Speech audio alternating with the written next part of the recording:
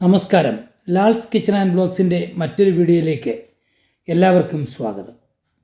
ഒരുപാട് പ്രതീക്ഷകളുമായി അയർലൻഡിലേക്ക് കടന്നു വരാൻ ആഗ്രഹിക്കുന്ന ഒരുപാട് നഴ്സുമാർ ഇപ്പോൾ ഇന്ത്യയിലും മറ്റ് പല സ്ഥലങ്ങളിലുമായുമുണ്ട്.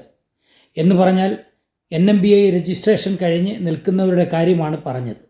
രജിസ്ട്രേഷൻ കിട്ടി ഒരു വർഷത്തിനകത്ത് അയർലൻഡിൽ എൻ്റർ ചെയ്യണം എന്നിരിക്കെ പലർക്കും അതിൻ്റെ കാലാവധി തീരാറായിട്ട് ഒരു ഇൻ്റർവ്യൂ പോലും കിട്ടുന്നില്ല എന്നുള്ളതാണ് വളരെ പരിതാപകരമായ ഒരു സത്യം. കഴിഞ്ഞ കുറേ നാളുകളായി റിക്രൂട്ട്മെൻറ്റ് ഫ്രീസിംഗ് എന്ന കോവിഡിനേക്കാൾ പ്രകരശേഷിയുള്ള വൈറസായി വരാൻ കാത്തിരിക്കുന്ന നേഴ്സസിൻ്റെ പുറത്തേക്ക് വീഴുന്നത്. ഒടുവിൽ ആ സുദിനം വന്നെത്തി. റിക്രൂട്ട്മെൻറ്റ് ഫ്രീസ് നിർത്തലാക്കി. പിന്നെ എല്ലാവരും അതൊരാഘോഷമാക്കിയിരുന്നു. ഉടൻ തന്നെ റിക്രൂട്ട്മെൻറ്റ് പുനരാരംഭിക്കുന്നു എന്ന് പറഞ്ഞുകൊണ്ട് ഇപ്പോഴിതാ പുതിയ ഒരു അപ്ഡേറ്റ് വന്നിരിക്കുന്നു.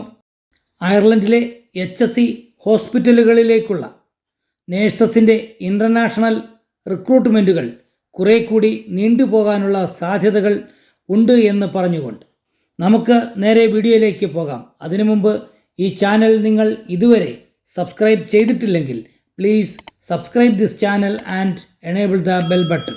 ഇതിന് പ്രധാന കാരണമായി പറയുന്നത് അയർലൻഡിലെ HSE ഹോസ്പിറ്റലുകളിൽ കഴിഞ്ഞ വർഷങ്ങളിൽ ഈ രാജ്യങ്ങളിൽ നിന്നുള്ളവരുമായി നടത്തിയ ഇൻ്റർവ്യൂവിൽ സെലക്റ്റായ ഉദ്യോഗാർത്ഥികളുടെ പാനലുകൾ ഒരു കാരണവുമില്ലാതെ കാലഹരണപ്പെടുത്തി എന്ന ആരോപണം ഉന്നയിച്ചുകൊണ്ട് വിവിധ ട്രേഡ് യൂണിയനുകൾ മുന്നോട്ട് വന്നിരിക്കുന്നു.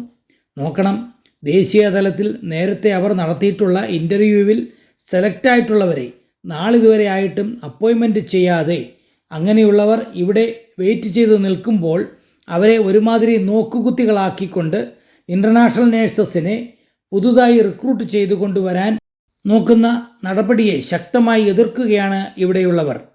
ആരായാലും അങ്ങനെയല്ലേ ചെയ്യുകയുള്ളൂ. ഇക്കഴിഞ്ഞ വർഷം അവസാനം വരെ പ്രാദേശിക സ്ഥാപനങ്ങളിലെ നിലവിലുള്ള സ്റ്റാഫുകൾക്ക് പ്രൊമോഷൻ നൽകാനും അവരെ നിലവിലുള്ള ഒഴിവുകളിൽ നിയമിക്കാനുമായിട്ടാണ് ഇൻ്റേണൽ അപേക്ഷകൾ ക്ഷണിച്ച് ഇൻ്റർവ്യൂ നടത്തി പാനൽ ഉണ്ടാക്കിയത്.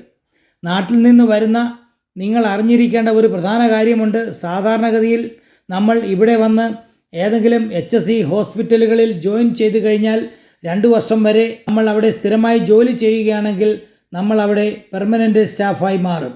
കൂടാതെ വേറെ ഏതെങ്കിലും ഉയർന്ന പോസ്റ്റുകൾ അവിടെ വന്ന് ഇൻ്റർവ്യൂവിന് ക്ഷണിച്ചു കഴിഞ്ഞാൽ ഇങ്ങനെ അവിടെ ജോലി ചെയ്യുന്നവർക്കും ഇതിനെ അപ്ലൈ ചെയ്യാവുന്നതാണ്. അങ്ങനെ അപ്ലൈ ചെയ്തവരെ വരുന്ന വേക്കൻസി അനുസരിച്ച് അവിടെ സ്ഥിരമായി പോസ്റ്റ് ചെയ്യുകയും ചെയ്യുന്നു. ഉദാഹരണത്തിന് ഇപ്പോൾ 2 വേക്കൻസിയാണ് അവിടെ വരുന്നതെങ്കിൽ 2 പേരെ സെലക്ട് ചെയ്യുകയും പിന്നീട് കുറച്ചാളുകളെ പാനലിൽ മുൻഗണനാക്രമത്തിൽ ഒന്നുകൂടി വ്യക്തമായി പറഞ്ഞു കഴിഞ്ഞാൽ വെയിറ്റിംഗ് ലിസ്റ്റിൽ ഉൾപ്പെടുത്തുകയും ചെയ്യും. കാരണം ആദ്യ ലിസ്റ്റിൽ ഉള്ളവർ ജോയിൻ ചെയ്തില്ലെങ്കിൽ ഈ പാനലിൽ ഉള്ളവരെ വിളിച്ചുകൊണ്ടിരിക്കും. അതുമല്ല, അവിടെ കുറച്ച് പോസ്റ്റ് കൂടി വരികയാണെങ്കിൽ ആദ്യത്തെ മുൻഗണന ഈ പാനലിൽ ഉള്ളവർക്ക് കൂടി ആയിരിക്കും. അതാണ് മുൻ പറഞ്ഞ പാനലുകൾ അകാരണമായി കാലഹരണപ്പെട്ടു പോകും എന്ന് പറഞ്ഞത്. അതുമാത്രമല്ല, അതിലും ഭയങ്കരമായ മറ്റൊരു കാര്യം, ഇപ്പറഞ്ഞ പാനലിൽ നിന്നും നിയമനം നടത്തിയില്ലെന്ന് മാത്രമല്ല, വന്ന ജോലി ഒഴിവുകൾ ഇപ്പോൾ അപ്രത്യക്ഷമാവുകയും ചെയ്തിരിക്കുന്നു. ഇങ്ങനെ പല സ്ഥലങ്ങളിലും നടന്ന കണക്കിനുള്ള ഇൻ്റർവ്യൂ മൂലം ഈ വർഷം മാർച്ചിൽ സൃഷ്ടിച്ച ദേശീയ ഫിസിയോതെറാപ്പി പാനലടക്കം അനേകം പട്ടികകൾ അവഗണിക്കപ്പെട്ടതായി തൊഴിലാളി സംഘടനകളുടെ അന്വേഷണത്തിൽ കണ്ടെത്തി.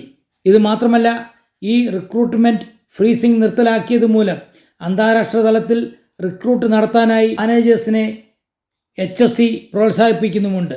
ഇതേ തുടർന്നാണ് നിലവിൽ ജോലി ചെയ്യുന്നവർ പ്രതിഷേധവുമായി രംഗത്തെത്തിയിട്ടുള്ളത്. ഇങ്ങനെ നഴ്സസ് മാനേജർമാർക്ക് പുറമെ physiotherapy, occupational therapy, counselling, psychotherapy, optometry, social worker, radiography തുടങ്ങിയ മേഖലകളിൽ നേരത്തെ നിരവധി ഒഴിവുകൾ റിപ്പോർട്ട് ചെയ്യുകയും പാനൽ ഉണ്ടാക്കുകയും ചെയ്തിരുന്നു. ആകെ മൊത്തത്തിൽ ഓരോരോ പ്രശ്നങ്ങളാണ് ഇപ്പോൾ ഇവിടെയുള്ളത്. HSEയുടെ ചിലവ് ലാഭിക്കൽ പ്രക്രിയയുടെ ഫലമായി നടത്തിയ റിക്രൂട്ട്മെൻറ്റ് ഫ്രീസ് 2023 ഒക്ടോബർ മുതൽ 2024 ജൂലൈ വരെ പ്രാബല്യത്തിലുണ്ടായിരുന്നു. ആവശ്യാനുസരണം ഫ്രീസ് ചെയ്യുമ്പോഴും അതിനിടയിലൂടെ ഇൻ്റർനാഷണൽ നേഴ്സസിനെ റിക്രൂട്ട് ചെയ്യാനുള്ള പഴുതുകൾ ആസൂത്രിതമായി നടപ്പാക്കി എന്നുള്ള ആരോപണം HSEയുടെ അഴിമതിയിലേക്ക് കൂടിയാണ് വിരൽ ചൂണ്ടുന്നത്. നേരത്തെ ഉണ്ടായിരുന്ന ചില പോസ്റ്റുകൾ നിയമനം നടത്തിയിട്ടില്ല എങ്കിലും ഇപ്പോഴത് അപ്രത്യക്ഷമായിട്ടാണ് കാണിക്കുന്നത്. ഈ റിക്രൂട്ട്മെൻറ്റ് ഉപരോധം നീക്കിയതിനു ശേഷം HSC പുറത്തുവിട്ട ഏറ്റവും പുതിയ സ്റ്റാഫിംഗ് നയം അനുസരിച്ച് 2023 അവസാനം വരെയുള്ള ഒഴിവുകൾ ഇങ്ങനെ അപ്രത്യക്ഷമായതായി കാണിക്കുന്നതായി ICTU group of health care യൂണിയനുകൾ ആരോപിച്ചു. ഇതുമാത്രമല്ല, ഐറിഷ് നേഴ്സസ് ആൻഡ് മിഡ്വൈഫറി ഓർഗനൈസേഷനിലെ ഇൻഡസ്ട്രിയൽ റിലേഷൻ ഡയറക്ടർ ആൽബർട്ട് മർഫിയും ഇത് ശരിവച്ചു.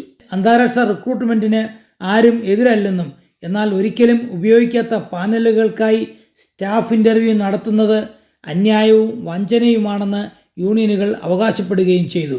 കൂടാതെ റിക്രൂട്ട്മെൻറ്റ് മേഖല കൂടുതൽ സുതാര്യമാകണമെന്നും ആവശ്യം ഉയരുന്നുണ്ട്. അതേസമയം രാജ്യത്തെ ഹോസ്പിറ്റലുകളിലെ നേഴ്സസിൻ്റെ സ്റ്റാഫ് ഷോർട്ടേജ് പരിഹരിക്കാൻ അതിവേഗം നടപടികൾ തുടങ്ങേണ്ടതുണ്ട് എന്ന കാര്യത്തിൽ യൂണിയനുകളും HSCയും ഒരേ നിലപാടാണ് എടുത്തിട്ടുള്ളത്. എങ്കിലും നിലവിലുള്ള ആശയക്കുഴപ്പങ്ങൾ പരിഹരിക്കാതെ പുതിയ ഇൻ്റർനാഷണൽ റിക്രൂട്ട്മെൻറ്റുകൾക്ക് കാര്യമായ പിന്തുണ നൽകേണ്ടതില്ല എന്ന് യൂണിയനുകളുടെ തീരുമാനം. HSC സ്റ്റാഫിംഗ് മേഖലയിലെ പ്രശ്നങ്ങൾ നീണ്ടുപോകാനും റിക്രൂട്ട്മെൻറ്റുകൾ വൈകാനും ഇത് കാരണമാകും. ഇതാണ് ഇവിടുത്തെ ഓൺലൈൻ മാധ്യമങ്ങളിലും മറ്റ് ന്യൂസ് പേപ്പറുകളിലുമൊക്കെ വന്ന വാർത്ത. ഇവിടെ കഷ്ടപ്പെട്ട് IELTS അല്ലെങ്കിൽ OET ഒക്കെ പഠിച്ച് എങ്ങനെയെങ്കിലും അയർലൻഡ് സ്കോർ കിട്ടി NMBAയിൽ രജിസ്റ്റർ ചെയ്ത് കാത്തിരിക്കുന്ന ആയിരക്കണക്കിന് നേഴ്സസാണ് ഇപ്പോൾ നാട്ടിലുള്ളത്.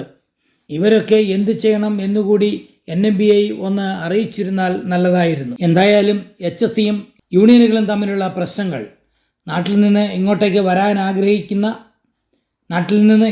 വരാൻ ആഗ്രഹിച്ച് കാത്തിരിക്കുന്ന ആയിരക്കണക്കിന് നേഴ്സുമാർക്ക് ഒരു പാര ആവാതിരിക്കട്ടെ എന്ന് പ്രത്യാശിക്കുന്നു. OET പഠിക്കാനും NMBAയിൽ രജിസ്ട്രേഷൻ ചെയ്യാനും അയർലൻഡിലേക്കുള്ള പ്രോസസ്സുകളൊക്കെ ചെയ്യാൻ ഒരുപാട് പണമാണ് ചിലവാകുന്നത്.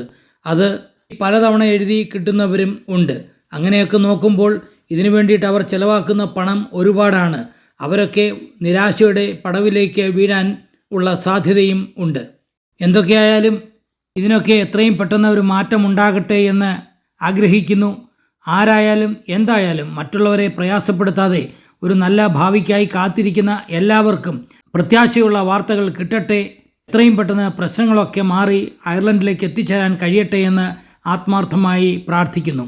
മറ്റൊരു വീഡിയോയുമായി വീണ്ടും കാണും വരെ നന്ദി, നമസ്കാരം. കഴിഞ്ഞ ദിവസങ്ങളിൽ ഞങ്ങൾ അപ്ലോഡ് ചെയ്ത ഏറ്റവും പ്രധാനപ്പെട്ട വീഡിയോകളുടെ തംബ്നെയിലുകളാണ് ഇവിടെ പ്രദർശിപ്പിച്ചിരിക്കുന്നത്. വീഡിയോ കാണാത്തവർക്ക് ഇത് തീർച്ചയായിട്ടും പ്രയോജനപ്പെടും.